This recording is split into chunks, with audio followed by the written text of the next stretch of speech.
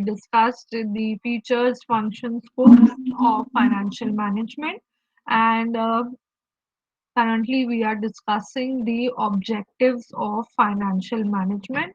Under that, in detail, we have covered the objective of profit maximization. We have critically analyzed the objective of profit maximization, discussing the merits, and more importantly, what are the drawbacks with the objective of profit maximization. So, this all we have covered the favorable arguments, the criticism, especially with respect to timing of benefits and quality of benefits, because that is where the improvisation comes with the wealth maximization objective. So, wealth maximization as an objective is all about maximizing the wealth of the shareholders, and which is indirectly referred to as maximizing the market price of the share. Now, as per definition, wealth maximization is maximizing the net present value of every course of action taken by the firm. So, if I go back to the questions or the cases which we discussed, I just have to see where we were done. So there I explained to you how timing of benefits and quality of benefits affects the profit maximization objective or the strength or practicality of profit maximization. तो यहाँ पर हमने ऐसे cases लिए थे जो firms थी, they have a cash outflow which is given in brackets 50,000 followed by cash inflows. तो यहाँ पर से let's simply move to firm B. So machine B for a company has a cash outflow of 50,000 rupees and cash inflow of 5 years is given to you on your screen. Now, what is NPV? Now, if money has a time value. This concept I introduced in the last class, that rupee 1 earned today has more value than rupee 1 earned or received a year later, because there is inflation, future is uncertain, and there is always a preference for present consumption. So, because of this, we say that this 15,000 is not equal in value to the 15,000 received at the end of second year, or second year के end पे जो 15,000 है, that is not equal to the cash inflow of 1,000 received at the end of fourth year. There is a change in time value of money. So NPV says that we try to maximize the net return from each investment. NPV, net present value, is present value of cash inflows inflows minus present value of any cash outflow. So if the then you are maximizing the NPV, and all this is done in present value terms. Present value terms क्या होती है कि आप सारे cash flows को एक common time पर ले आओ. This we'll do practically also later in this unit. So I bring all these cash flows which are expected after 1 year, 2 year, 3 years. I bring them all to today. That is zero point of time. This technique is known as discounting or calculation of present value. So NPV says अगर inflow की present value outflow से ज्यादा है तो आप wealth add कर रहे हो शेयर होल्डर की and that is the objective of wealth maximisation. So let's move back to the slide.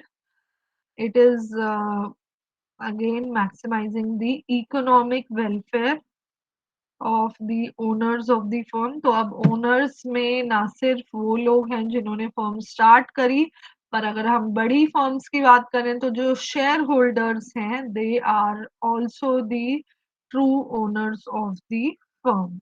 So market price of the share, the market capitalization of the firm is maximizing. That maximization is the objective of finance. So why is wealth maximization a more operationally feasible criteria? Because it is addressing the shortcomings of profit maximization objective, starting with the point of consideration of time value of money. So when we take decisions based on wealth maximization, at every step we are considering the time value of money. We are also considering the risk involved, that is the quality of benefits. तो जहाँ पर regularity होगी inflows में, we will be preferring those machines, those investments as compared to a very risky investment. So again, indirectly, wealth maximization is maximizing the monetary value of the firm. It is increasing the return to all the stakeholders in the firm, and hence it is maximizing the economic welfare. So let's move ahead. Let's see the favorable arguments as discussed. We are considering the time value of money, the quality of benefits, and this is something which is of economic interest to the society. Now, if I talk about the drawbacks of wealth maximization, critics say that it is indirect way of profit maximization. क्योंकि जब wealth maximize हो रही है उसका main reason यही होगा कि firm अच्छे से परफॉर्म कर रही है और उस परफॉर्मेंस की वजह से प्रॉफिट्स भी मैक्सिमाइज हो रहे हैं. So profits are maximising which in turn leads to maximization of wealth for the shareholders. So these are two sides of the same coin, and critics say that there's no practical difference between both the concepts. However, a more important drawback of wealth maximization is that it creates ownership management controversy. इसको हम finance में बोलते हैं agency problem. When I talk about big firms, से जो भी आप अच्छी बड़ी लिस्टेड फर्म्स की बात करो, आप विप्रो की बात करो, टीसीएस की, रिलायंस की, Dr. Reddy, you talk about Sun Pharma, Asian Paints, all these are listed firms, these are big firms. Now, they have issued equity shares, so they have a number of shareholders, people who are buying the shares of these companies, and then there are also promoters of the company जिन्होंने start करा, अब उनकी majority share holding है, पर अब general public ने भी shares purchase करे हैं, तो मल्टीपल ओनर्स हैं फर्म के. Obviously मेरा ownership stake is in proportion to the number of shares of the company I have bought. So if Ambani is majority shareholder in the case of Reliance Industries, then he has the maximum voting rights. क्योंकि हर share के साथ voting right attached होती है। तो जितने आपके number of shares बढ़े उतनी आपकी वोटिंग राइट्स भी इंक्रीज होगी। Now, problem comes when there is a conflict between owners who are the shareholders and management. Management कौन है कंपनी की? बोर्ड ऑफ डायरेक्टर्स जो रन कर रहे हैं कंपनी को। इनडायरेक्टली ये बोर्ड ऑफ डायरेक्टर्स भी शेयर होल्डर्स ने ही अपॉइंट करे हैं, पर डे टू डे वर्किंग कौन मैनेज कर रहा है? बोर्ड ऑफ डायरेक्टर्स, और एम्प्लॉयज जो हैं कंपनी की वो मैनेज कर रहे हैं। अब थॉट प्रोसेस बहुत डिफरेंट होता है। Owners they want maximum return, while employees are happy with a minimum performance, minimum required performance, कि उनको अपनी सैलरी और जो भी पर्क्स हैं वो टाइम टू टाइम मिलते रहे। तो ये थॉट प्रोसेस में डिफरेंस आ जाता है। You take a simple example, lemon example, आप एक कंपनी में काम कर रहे हो या आप अपना बिजनेस रन कर रहे हो, इन दोनों ही सिनेरियोज में the kind of commitment you will show, obviously you will show good commitment in the job you are doing, but when it comes to your own business, that is unparalleled commitment that you show there. तो जब एक company के case में owner और manager दो different entities हैं, वहां पर थॉट प्रोसेस डिफरेंट है, वहां पर कॉन्फ्लिक्ट होने के चांसेस होते हैं। इस प्रॉब्लम को हम एजेंसी प्रॉब्लम बोलते हैं। इसको सॉल्व करने के लिए, क्योंकि अगर कहीं पर भी कॉन्फ्लिक्ट होता है, it is indirectly affecting the performance of the company. So today companies have come up with a very effective way of addressing the agency problem, which is known as ESOP. What is ESOP? Anyone who has heard about this term? Ma'am, employee stock option. Very good. So it is employee stock option plans. तो अब एक level पे आप agency problem talk करके negotiate करके solve कर सकते हो। एक लेवल पर आप एजेंसी प्रॉब्लम सॉल्व कर सकते हो by making employees owners in the company. तो जो आपके लॉयल एम्प्लॉइज हैं जिनको 4-5 साल हो गए आपकी फर्म के साथ काम करते हुए, they are allotted shares of the company. Now they are allotted depending on kind of package they have, may be एक सब्सिडाइज्ड रेट पर आप उनको शेयर्स दे रहे हो। मार्केट में 100 रुपए का है, आपको 60 या 70 रुपीज में मिल जाएगा। या फिर कुछ केसेस में उनकी रेम्यूनरेशन का पार्ट भी हो सकते हैं शेयर्स। तो पैकेज में ही कुछ एलिमेंट शेयर्स का भी है। तो इस तरीके से आप उन एम्प्लॉइज को क्या बना रहे हो? You are making them owners of the company. तो जब उनका पर्सनल स्टेक आ जाएगा, ओनरशिप स्टेक कंपनी में, तो उनकी performance all the more efficient हो जाएगी। That is the objective behind allotting ESOPs to the employees of the company. Now, obviously, there are a number of preconditions involved. For example, कुछ lock in period रख सकती है company की, ऐसा ना हो कि आज ESOP मिला और कल आप जॉब छोड़ के चले गए। तो उन केसेस में एक लॉक इन पीरियड 6 महीने का रखा है, उसके बाद ही you can exit the firm और something like that can be fixed. But this is the most effective way that is used by the firms today to maximize the loyalty of the employees. So, coming back to wealth maximization, these are some of the unfavorable arguments, but more or less, wealth maximization is the true objective of financial management. So, you can see this is a tabular presentation of the difference between profit and wealth maximization. I hope till here it is clear to everyone. If there are any questions, you can ask.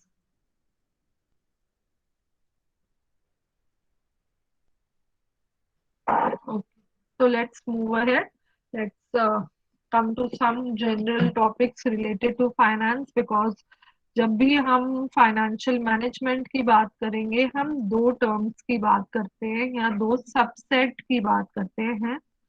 एक होता है raising of funds, very very important, and second is equally important, efficient usage of funds. तो funds raise कर लिए पर अब उनको अच्छे से आप यूज नहीं कर रहे, उन पे रिटर्न नहीं मिल रहा, that is a failure of the finance function of the organization. So efficient usage is equally important. This is how we have come to modern finance. So traditional approach में the focus was on raising funds. Okay. However, over the years, we have entered the modern stage, and today we talk about both the functions in equal importance, that is, effective raising of funds and their effective utilization. Okay, coming to financial decisions or main decisions under financial management. So you can see on your screens there are three main decisions. These decisions actually form the entire syllabus of financial management. You have investment decisions, financing decisions, and dividend decisions. तो अभी मैंने दो terms की बात करी थी, आपने funds raise करे और आपने उनको इफेक्टिवली यूटिलाइज करा। जो रेजिंग ऑफ फंड्स है that comes under financing decision. तो इसमें फर्म क्या क्या डिसाइड करती है, क्या कैपिटल स्ट्रक्चर होगा, इसका मतलब कितना डेट होगा और कितनी इक्विटी होगी। This ratio is decided. Cost of capital is cost of debt. I'm writing cost of debt as KD and cost of equity. इसका weighted average लेते हैं। weighted average क्या हुआ, कितना क्वांटम है डेट का पूरे कैपिटल में into cost of debt plus cost of equity into weight of equity in the capital structure. तो ये इतना हमने डिटेल में नहीं करना. You should just know what is the basic meaning of these terms. So raising of funds is taken care of in the financing decision. Usage of funds, very very important, comes under investment decisions. So here you can see two terms, capital budgeting and working capital management. अब दो तरीके के लिए पैसा required होता है या investment करते हो। वन जो अभी तक हम डिस्कस कर रहे हैं, सिंपल एग्जांपल, मशीन में मशीनरी परचेज करनी है फर्म के लिए, that is one investment decision. But अब उस मशीन को रन करने के लिए इलेक्ट्रिसिटी भी चाहिए, उस पे काम करने के लिए लेबर भी चाहिए। ये एक अलग तरीके की यूसेज है फंड की।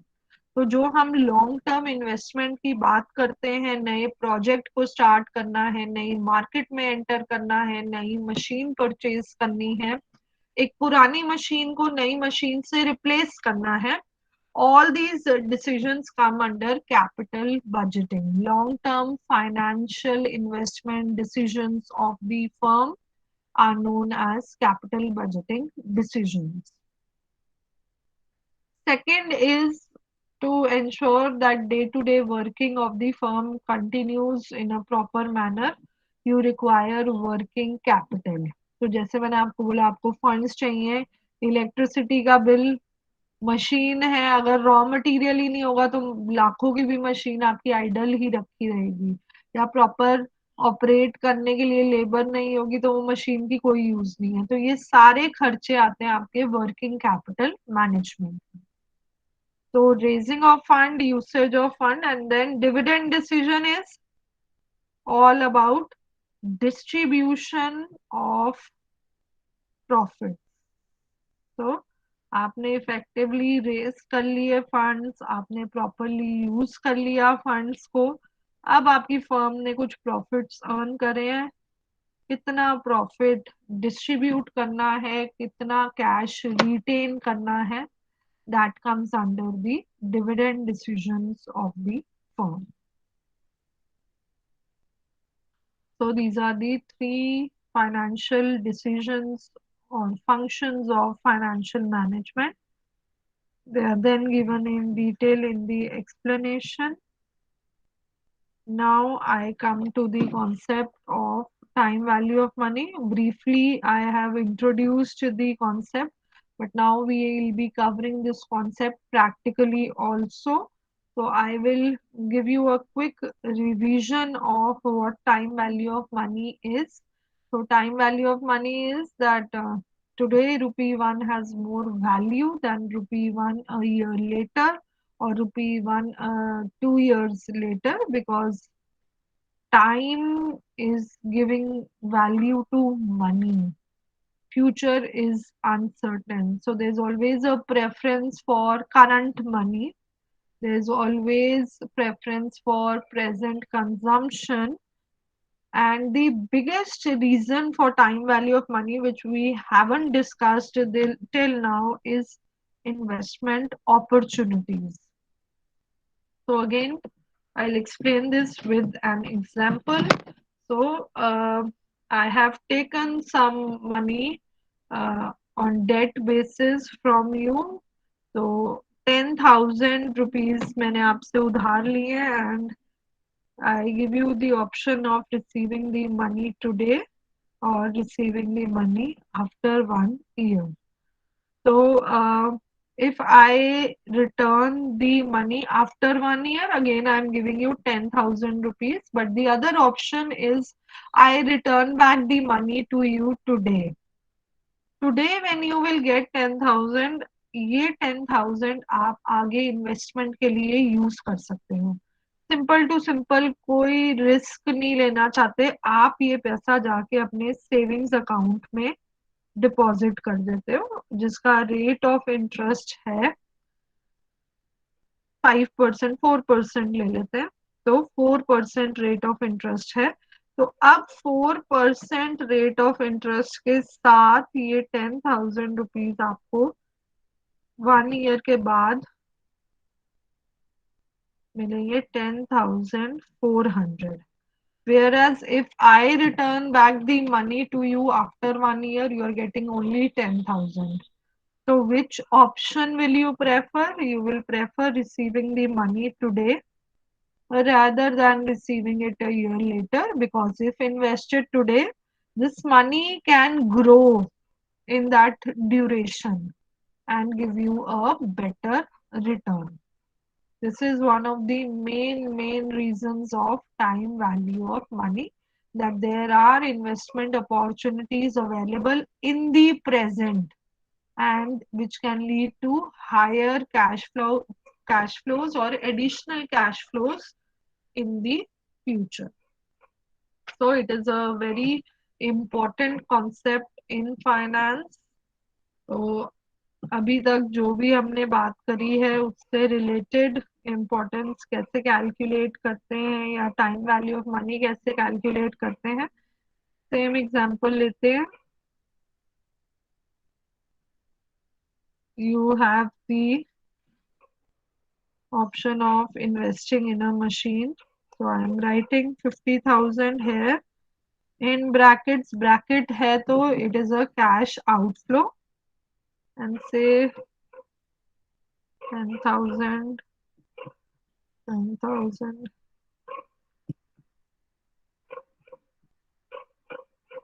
These are the expected cash flows from the machine for 5 years.